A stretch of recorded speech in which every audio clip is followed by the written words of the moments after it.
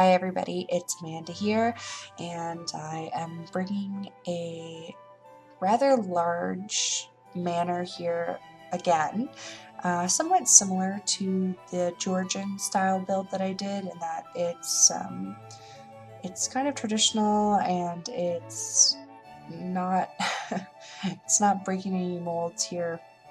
It's based on an orphanage that I just found googling around when I was actually looking for large Victorian manors. I think it's called Aberfour Orphanage. It has a different name now, but essentially it was a large orphanage in Scotland, sort of near Balmoral. And with the advent of toddlers, I thought that I could finally play my dream challenge, which is an evil baby orphanage. Not an orphanage that makes evil babies and not an evil orphanage, but an orphanage to rehabilitate evil babies and make them good. It's based on a card game with evil babies, where you have to, you go back in time and rescue the evil people as babies, people like Bonnie and Clyde and Genghis Khan and stuff, and you have to make them good. Sort of silly, but I think it would be a really fun challenge, and now that we have toddlers, we can totally do an evil baby challenge. Anyway, if you can't hear, I have a horrible cold, so I really was not looking forward to 30 minutes of narration. As much as I love this build and I love all the details that are in it, I have no idea how I'm going to be able to talk for 30 minutes. I might have to do this in a couple parts. Anyway, this orphanage, obviously you don't have to do an evil baby challenge, but I had that in mind when I was making this building, so I was thinking sunny and bright and really providing the very best for these kids while still having a somewhat realistic budget. So it's not, everything in it isn't the best, and certainly some rooms look really dated, especially the games room and the main caretaker's bedroom and stuff like that. But I really think that I just can't wait to play in this room or in this house, and I think that all the little details will really bring out the personalities of the kids that live here. I did test this build, and I tested it with 3 toddlers, 1 child, 1 teenager, and Miss Crumpet, the caretaker.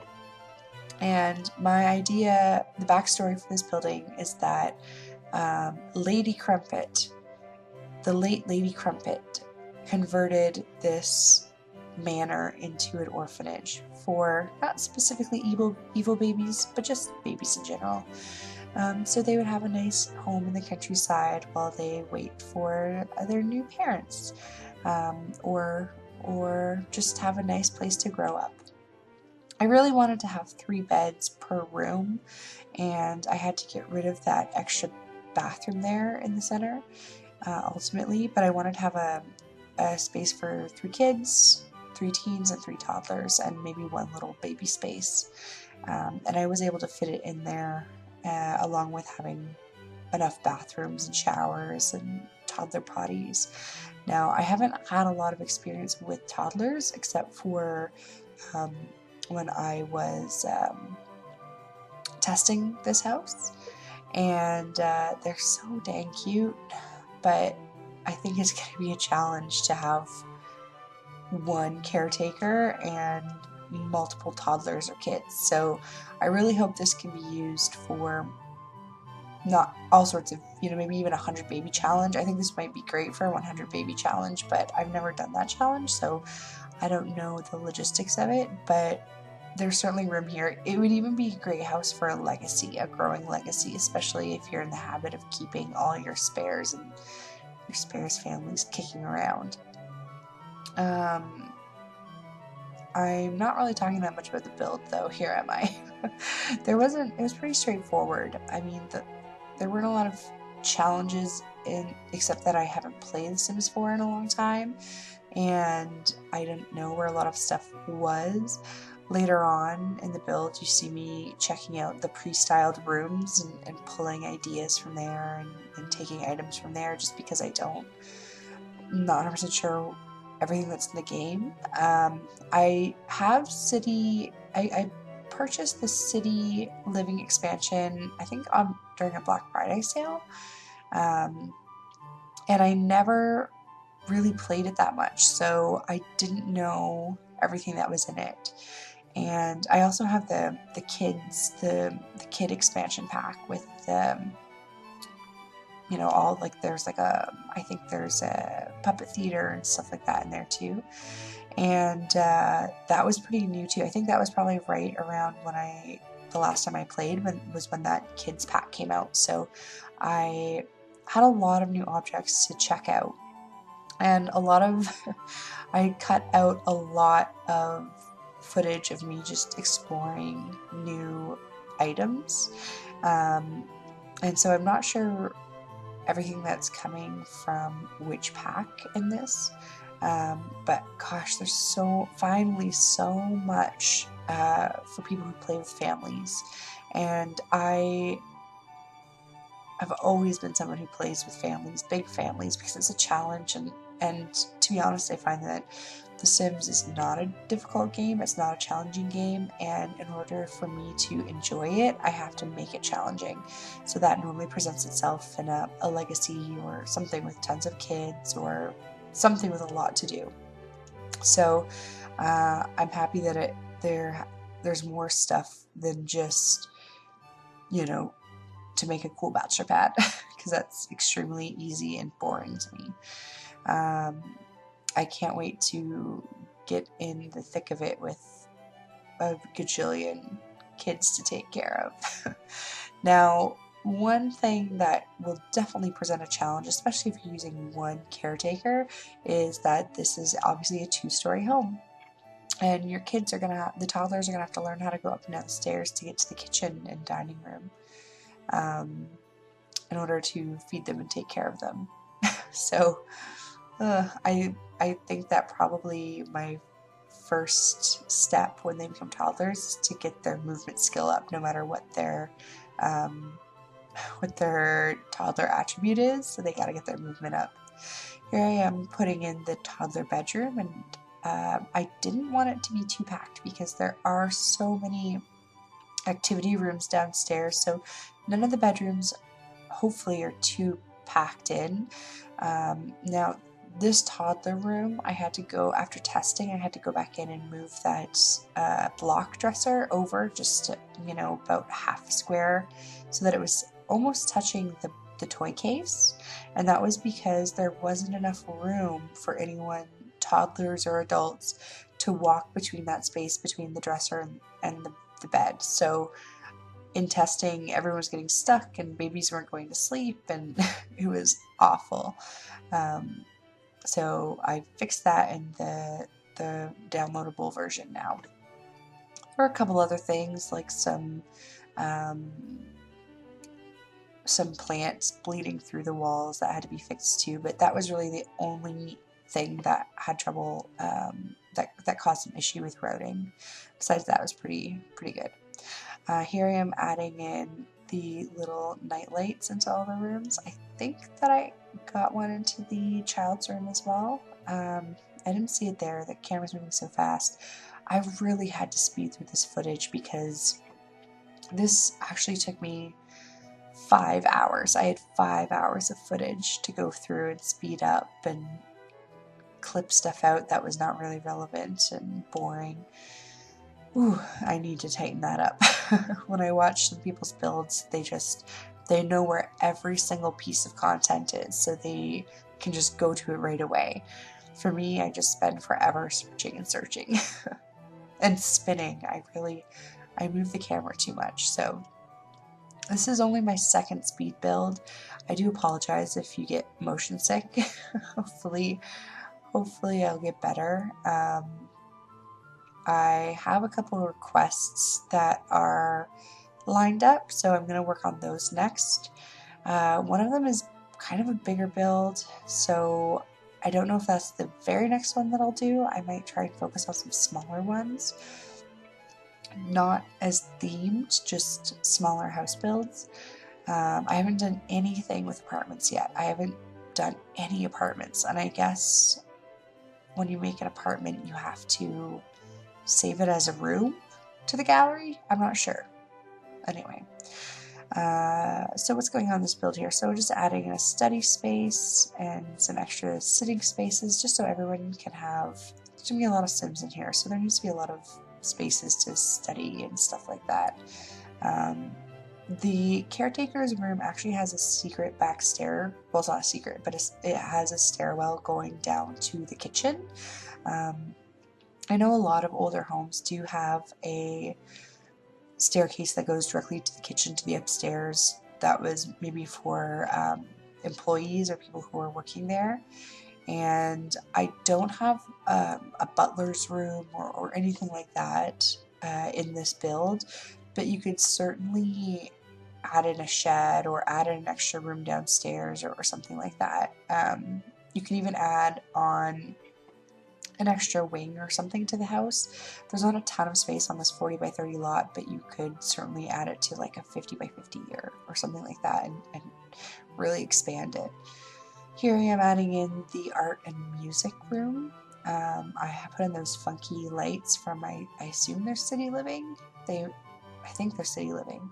I think there's something for every type of sim kid here. I'm adding the games room there now. There's card table, Don't Wake the Llama, there's chess, and then there's some more books in there, another bookshelf, and a stereo. I think it's the only stereo in the house. Which, I mean, the teens can maybe add one to their room or something like that, but I didn't want any in the bedrooms because I know with a lot of Sims sometimes, whenever there's a lot of Sims, one will wake up and start dancing and wake all the rest of them up, and with toddlers you really don't want any more shenanigans than are necessary. So one thing you'll notice a lot in this build is that I do jump around from room to room to room, and that is just because I'll find an item that is just perfect for another room or another spot, or I'll find something that I had forgotten and add it in. Like I think when I'm working on the kitchen, I go back and add shelves to the teens' bedrooms or the kids' bedrooms or something, just because I didn't think to add them last time, and I'm just so not used to building in Sims 4. So hopefully this is okay. Hopefully this is not too annoying to watch bounce around. Oh, I really like those jazz paintings. I used to work for a jazz festival, and I love a lot of jazz in my family. One thing that was really annoying with this build was curtains. I wish that I could, even when I had move objects on and was having like the free movement key held down, I still had trouble adjusting curtains. Okay, so this was gonna be, I was originally gonna have a separate kids and toddlers room, but then I ended up having one, like I'll move all this stuff into the other room, and I end up having one larger playroom, and then I have just the one classroom. So this room here is like for toddlers and kids to play in, whereas this green room here turns into a classroom. Now, if you want to use custom content and make this way more classroomy, go ahead. Or if you want to maybe change up this lot to be a school lot with Zerbu's school mod, go ahead. I think it would be really cool to have like a boarding school style building, and this could easily be change into a boarding school, especially if you moved it onto a bigger lot and added a couple other outbuildings. It would be a cool boarding school, and I definitely was thinking about boarding schools when I was building this. There wasn't as like I always want to use Sandy at Around the Sims. I always want to use her school stuff because I have it in my Sims 3 game, but my Sims 4 game I try and keep CC free. I try really hard to keep it CC free because there's so many game packs and stuff, but I'm like jonesing for Around the Sims school stuff in this build, and I think in my personal game I might end up having to install it because it'll just be so fun. Especially if I wonder if there's a homeschool mod. I wonder if you can be homeschooled. I'll have to look into that. I did try and use Zerbu's school mod before, and it just didn't work for me no matter what I did. So maybe I had a version mismatch or something. I don't know. Anyway, so now I'm moving into this or the playroom. I end up knocking the wall down and making it bigger. You may also notice that in a pretty dated build, like a lot of brick and an older building, I do have 2 sets of really modern windows in the back. I just wanted, they just looked great with the old brick and everything, and they brought in so much light, and I really just thought, you know, this building has probably been slowly updated over time, and some rooms look a lot newer and some look a lot older, and you know, I think it's pretty believable that they could have just added in, you know, replaced some old bay windows with those ceiling height, I don't know what you would call those walls, punch-out walls? I'm not sure. Or punch-out windows? I'm not sure. Anyway, but gosh, I just love those windows, especially with this older style build. Man, I really, really end up liking this playroom too. I tried to have lots of comfy fabrics and lots of toys and books and stuff like that, so that they would never get bored and they could learn, and they'd have space to play around with each other and stuff, and they wouldn't they kind of not take care of themselves, but they'd have a lot to do on their own. And my toddlers, honestly, when they were in there, when I was testing this lot, it was not that difficult to take care of them. Mind you, I had some pretty easygoing randomized toddlers in there just to test everything out. And really, I just had to like put some macaroni and cheese on the floor for them and take them to the bathroom, and then also carry them all upstairs to go to bed. So it wasn't that taxing, but I think if I have some evil babies in here, like clingy babies and wild babies, it could be pretty interesting. I'm not sure if I'll record that yet. When I was doing my Hidden Child challenge, it was fun, but having to record the gameplay, sometimes I was like, oh, not enough really happened to talk about. Like, it was sort of a slog. So I think that if I do record a hidden or evil baby challenge, the evil baby orphanage challenge, or 100 baby challenge or something like that, I definitely would edit it or only record parts of it so that I wasn't constantly having to just talk while my Sims were skill building. My skims. Can you tell I'm like super sick? I made this whole thing while I was like this whole building when I was sick, so you can see things like me not realizing that the windows are inside out. Oh my gosh, seeing everything. So look, here's an example of what I was talking about with those stupid curtains. All the curtains, they would snap to the middle window height, not to the adjusted window height. Gosh, that drove me nuts. Oh, I wonder if there's any way to a different cheat or something that I don't know about. Maybe, you know what? Maybe I need to place the curtains first and then place the windows after. You know what? That's probably it.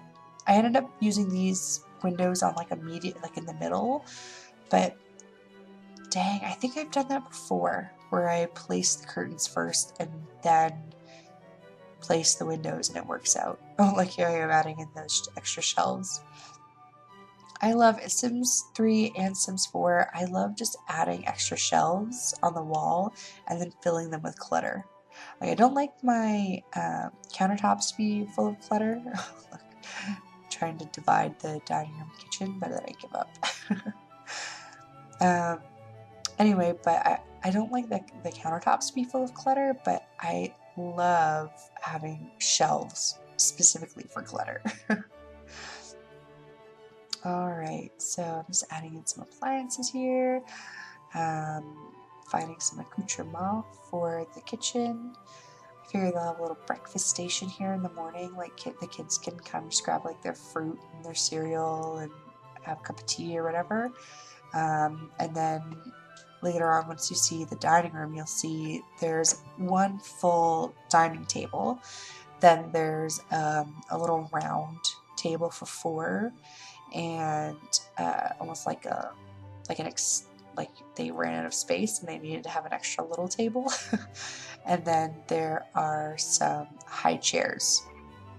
So I know that you can clip high chairs onto tables, but oh, what was all that spinning about? But I didn't want that. I've never put a high chair at a grown-up's dining table, so and I thought it might be annoying to try and get to them. I didn't know how the routing worked for that, so I just tried to play it safe and put them where it would be easy to reach them. So here I add the extra table, and then eventually I chuck it and put in the round table, because it looks, it's not like a conference room. You don't need that much space. See, I try and put them there and it doesn't feel right. So instead I add this little, almost like a kid's table. You know, at Thanksgiving there's like the adult table and the kids table. This is sort of like that, except maybe more like the breakfast nook. You know, the different kids coming at different times. Oh, and then this, I tried to put something in the bay window and I couldn't. It drove me nuts. I cut out, a couple tests. Oh, look, there's Miss Lady Crumpet. In my estimation, Lady Crumpet. And then I had to change all the wallpaper because I really wanted that to work. Oh, and look, and I put that there almost as like a historical document of how the building was built. And then in the dining room, I found a bunch of old pictures that I don't know what pack they're from. Maybe City Living as well, but I put in all these old pictures, like maybe they're from the Crumpet family's life or something. This tiny little space here is the office, like the caretaker's office, and all that's in there's her desk and a computer and a bunch of files. I added a ton of files from the Get to Work pack, and I actually had to expand, like move the wall back because I just couldn't fit in. I wanted to have files, the desk, and I wanted to have 2 seats for new parents to come and meet with the caretaker. So that's what I ended up putting here. It is just off the foyer, so it does make sense. You would come in and you would be interviewed in here, and maybe meet the kids, and go over the files and blah blah blah. I added it in here, a little office. And when I was playing with my test family, I locked this door and I locked the doors to the caretaker's rooms so that the kids wouldn't be, climbing all over it. Here's just a little sitting area in the foyer. I don't know how realistic it would be to have this like nice furniture, and like I end up putting an urn here. In my imagination, it's totally the late Lady Crumpet's urn. I know it's horrible, but I figure I don't know how safe it would be with kids and toddlers. Oh, and then I end up trying to put in a runner, and then I give up. I don't know how realistic it would be to have all that breakable stuff in there. um, oh, I'm so sorry. My voice is just horrible and I'm sniffing and coughing. Ugh, I am not looking forward to listening to this. Alright, so in true Victorian fashion, I was looking at different Victorian landscaping and it was just like tons and tons of plants, like almost no exposed bottom of a house, like the bottom of like the foundation. Um, so I just like blanketed the outside of the house in foliage. And then I end up putting in these little gardens here, and I have to move them later when I want to add it. I had to move in a couple things because I didn't think I was going to have a fence all around the front of the house until the last minute. And then I had to move, I had some other trees and stuff that I had to move and redo. So I ended up having to move those gardens too. I'm just adding in some ivy and adding a little tree and some rock. I love just adding, I don't know what it is, I love adding like the rock and the extra long grass and, you know, making sure that there's a little dirt at the bottom of the foundation because the grass probably wouldn't grow there. And I think I put a little stump log that you can sit on next to this one.